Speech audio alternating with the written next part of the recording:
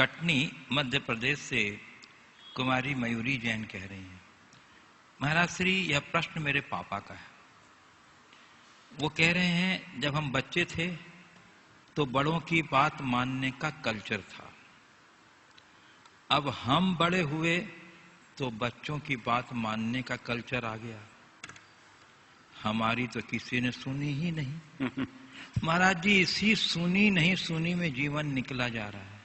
तो गुरुदेव ऐसे में एक विचार अंतरंग में उठता है कि काश कोई होता जो मेरी बात मानकर मुझे संतुष्ट कर पाता। गुरुदेव उसकी तलाश कैसे करूं? बड़ी विचित्र बात उपस्थित हुई है।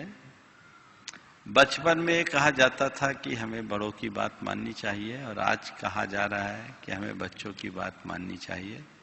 हमारी स्थिति बड़ी विचित्र हो गई।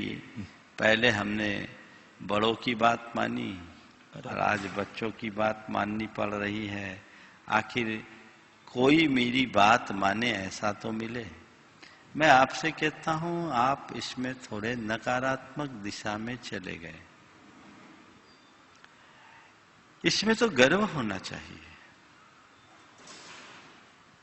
क्योंकि आपके पहले की पीढ़ी केवल बड़ों की बात मान के रह गई,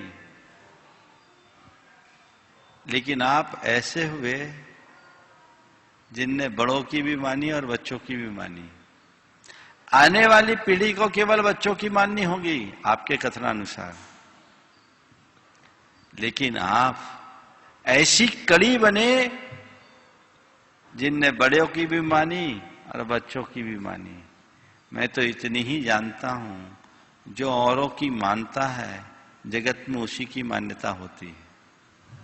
आप इसको लेकर के अपने मन में मायूसी न आने दें। ये सोचे बहुत अच्छा है, कोई तो मेरी मानता। एक बात बोलूं, कोई मेरी माने ये मेरे हाथ में नहीं है, पर मैं सबको मान लूं ये मेरे हाथ में है। मनाने की बात अहंकार को उत्पन्न करती है और मानने में विनम्रता प्रकट होती है। आप ये अहंकार को तिलांजलि दीजिए कि कोई मेरी बात माने, ये दुखी करने वाली है।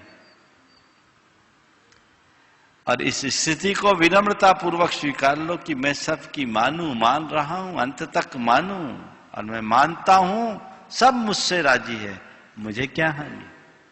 दृष्टिकोण ऐसा होना चाहिए, तभी आप अपने जीवन में कुछ अच्छा कर सकते हैं।